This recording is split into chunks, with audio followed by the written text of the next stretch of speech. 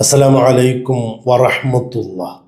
ഉത്സവങ്ങൾ, പള്ളിപ്പെരുന്നാളുകൾ, നേർച്ചകൾ, ചന്ദനക്കുടങ്ങൾ, അതിൻ്റെയൊക്കെ സീസണാണിപ്പോൾ. ഉത്സവങ്ങളും പള്ളിപ്പെരുന്നാളുകളുമൊക്കെ ഹൈന്ദവരുടെയും ക്രൈസ്തവരുടെയും ആഘോഷവുമായി ബന്ധപ്പെട്ടതാണ്. അതിനെക്കുറിച്ച് നമ്മൾ പരാമർശിക്കുന്നത് ശരിയല്ല.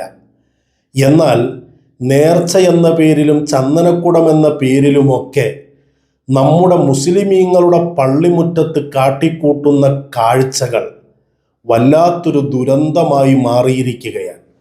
ഇപ്പം കഴിഞ്ഞ ദിവസം തൃശ്ശൂർ ജില്ലയിലെ ചാവക്കാടിനടുത്ത് മണത്തല എന്ന് പറയുന്ന ഒരു പള്ളിയിൽ ചന്ദനക്കുട മഹോത്സവമായിരുന്നു.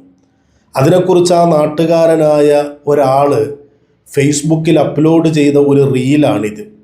ഒരു മുസ്ലിം പള്ളിയുടെ മുമ്പിലുള്ള മരത്തിൽ പാമ്പിന് പാലും മുട്ടയും വഴിപാടായിട്ടും നേർച്ചയായിട്ടും കൊടുക്കുക.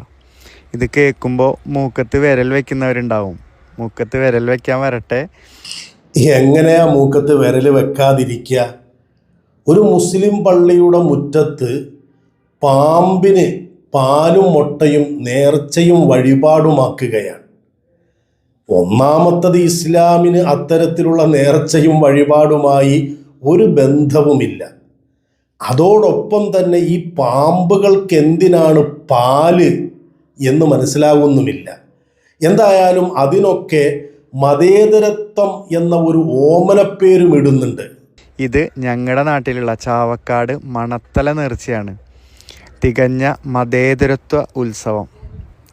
കോഴിക്കോട് സാമൂതിരിയുടെ പടത്തലവനായിരുന്ന ഹൈദ്രോസ് കുട്ടി മൂപ്പർ ടിപ്പുവിൻ്റെ പടയാളികളുമായിട്ട് ഏറ്റുമുട്ടി വീരമൃത്യു വരിച്ചപ്പോൾ സാമൂതിരി എല്ലാ ബഹുമതികളോടും ആചാരത്തോടും കൂടി അദ്ദേഹത്തിൻ്റെ മൃതദേഹം കൊണ്ടുവന്ന് ഈ പള്ളിയിൽ കബറടക്കി എന്നുള്ളതാണ് വിശ്വാസം.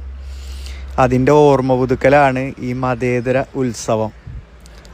ഒരാൾ മരത്തിലേക്ക് കയറിപ്പോകുന്നത് കണ്ടോ? എനിക്ക് തോന്നുന്നത് പാമ്പിന് പാലും മുട്ടയും സമർപ്പിക്കാൻ വേണ്ടി കയറിപ്പോകുന്നതാണെന്നാണ്. ഹൈന്ദവരായ ആളുകൾക്ക് അങ്ങനെ വിശ്വാസങ്ങളുണ്ടാകാം, ആചാരങ്ങളുണ്ടാകാം. അതിനെയൊന്നും നമ്മൾ കുറ്റം പറയാൻ പാടില്ല. പക്ഷേ ഒരു മുസ്ലിം പള്ളിമുറ്റത്ത് ഇത്തരത്തിലുള്ള കാട്ടിക്കൂട്ടലുകൾ ഇതുമാത്രമല്ലട്ടോ, വേറെ ഏതെല്ലാം തരത്തിൽ തനിച്ച ഹറാമുകളാണ് അവിടെ നടന്നതെന്നറിയോ? ഇത് കൊല്ലാകൊല്ലം നടക്കുന്നുണ്ട് എന്നാണ് അറിയാൻ കഴിയുന്നത്. ആരുടെ പേരിലാണിത് നടത്തുന്നത്? അദ്ദേഹം പോരാടി രക്തസാക്ഷിയായ ഒരാളാണ്. അദ്ദേഹമാണെങ്കിലോ ഇസ്ലാമിക മൂല്യങ്ങൾ ഉയർത്തിപ്പിടിച്ച് ജീവിച്ച ആളുമായിരിക്കും. അങ്ങനെയുള്ള ഒരാളുടെ പേരിൽ മുസ്ലിമീങ്ങൾ കാട്ടിക്കൂട്ടുന്നത് എന്തെല്ലാമാണ് കാട്ടിക്കൂട്ടുന്നത്. ഞാനൊരു വീഡിയോ കാണിക്കാതിരിക്കാൻ നിവൃത്തിയില്ലാത്തത് കൊണ്ടാണ്. ഇതിൻ്റെയൊക്കെ ഗൗരവം എത്ര വലുതാണെന്ന് നിങ്ങളൊന്ന് മനസ്സിലാക്കാൻ വേണ്ടിയാണ്. ഒരു മുസ്ലിമിൻ്റെ പേരിൽ മുസ്ലിമിൻ്റെ പള്ളി മുറ്റത്താണ് ഈ കാട്ടിക്കൂട്ടുന്നത്.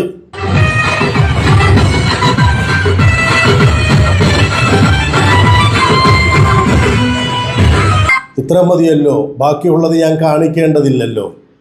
ഏതെങ്കിലുമൊക്കെ ആളുകൾ, മതബോധമില്ലാത്ത ആളുകൾ പള്ളിക്കമ്മിറ്റിയിൽ കയറിക്കൂടിയിട്ട് ഇത്തരത്തിലുള്ള കാര്യങ്ങൾക്ക് വേണ്ടി അവരുടെ അധികാരം ഉപയോഗിക്കുമ്പോൾ പണ്ഡിതന്മാർ പലയിടത്തും മൗനികളായി പോവുകയാണ്. നമ്മൾ സമൂഹത്തോട് തുറന്നു പറയണ്ടേ ഇതിന് ഇസ്ലാമുമായിട്ടൊരു ബന്ധവുമില്ല എന്ന്? അങ്ങനെ പറയാൻ ആർജവമുള്ള പണ്ഡിതന്മാരുണ്ട്. ഇത്തരത്തിലുള്ള പലതും നടന്നിരുന്ന സ്ഥലങ്ങളിൽ ഇത്തരത്തിലുള്ള പലതും നിർത്തലാക്കിയ പണ്ഡിതന്മാരുണ്ട്. ഇപ്പോൾ ഭീമാപ്പള്ളി തന്നെ എടുത്തു നോക്കാം. അവിടുത്തെ ഉറൂസ് എന്തെല്ലാമായിരുന്നു മുമ്പ് നടന്നിരുന്നത്? ആ ഉറൂസ് ഇപ്പോൾ കഴിഞ്ഞ കുറച്ച് നാളുകൾക്ക് മുമ്പ് അവിടെ ഖത്തീബായി പ്രവേശിച്ച ഒരു പ്രഭാഷകനുണ്ട്, കുമ്മനം നിസാമുദ്ദീൻ അസ്ഹരി. അദ്ദേഹം പല ആഴ്ചകളിലായി അതിനെക്കുറിച്ച് പറഞ്ഞും എതിർത്തും ഇപ്പോൾ പൂർണ്ണമായി അവിടെ അത് നിർത്തലാക്കി എന്നാണ് അറിയാൻ കഴിഞ്ഞത്. ഇനി ആകെ നമുക്ക് ഒന്നുകൂടി മാറ്റാനാണ്. അത് മാറ്റിയേ പറ്റുള്ളൂ. ഉടത്തിന്റെ പരിപാടി നിർബന്ധമായത് മാറ്റണം. ഞാനത് ചർച്ച ചെയ്തപ്പോൾ പറഞ്ഞത്, പരിപാലകർ പറയുന്നത് ജനങ്ങളോടുകൂടി ഉസ്താദ് എന്ത് ചെയ്യണം? ആ ചോദിക്കണം. കാരണം നിങ്ങളിൽപ്പെട്ട ചില ആളുകൾ സമ്മതിക്കുന്നില്ല എന്നാണ്. കുടം ഒഴിവാക്കുന്നതിന് പരിപൂർണമായി സമ്മതമുള്ള ആളുകൾ കൈവർത്തിക്കാൻ നോക്കട്ടെ, എത്ര പേരുണ്ട്? ബാക്കി കുറച്ച് പേര് പകുതി സമ്മതം കച്ചവടം. അങ്ങനെ പള്ളിയിൽ വെച്ച് ജനങ്ങളെ ബോധവൽക്കരിച്ച് അദ്ദേഹം പലതും നിർത്തലാക്കി. ഭീമാപ്പള്ളിയിൽ ബഹുമാനപ്പെട്ട ബാദുഷാ സഖാഫി ഉസ്താദ് അദ്ദേഹം ഖത്തീബായി കയറിയ സമയത്ത് ഒരു പരിധിവരെ ചിലതിനെയൊക്കെ നിയന്ത്രിച്ചിരുന്നു. എതിർത്ത് ആ ആളുകളെ പറഞ്ഞു ബോധ്യപ്പെടുത്തി പലതും നിർത്തലാക്കിയിരുന്നു. പിന്നെ അതിനുശേഷം വന്ന പണ്ഡിതന്മാർ ഘട്ടം ഘട്ടമായി അവിടെ നടന്നിരുന്ന ഇസ്ലാമിക വിരുദ്ധമായ പലതും നിർത്തലാക്കിക്കൊണ്ടിരുന്നു, പലതിനെയും എതിർത്തുകൊണ്ടിരുന്നു.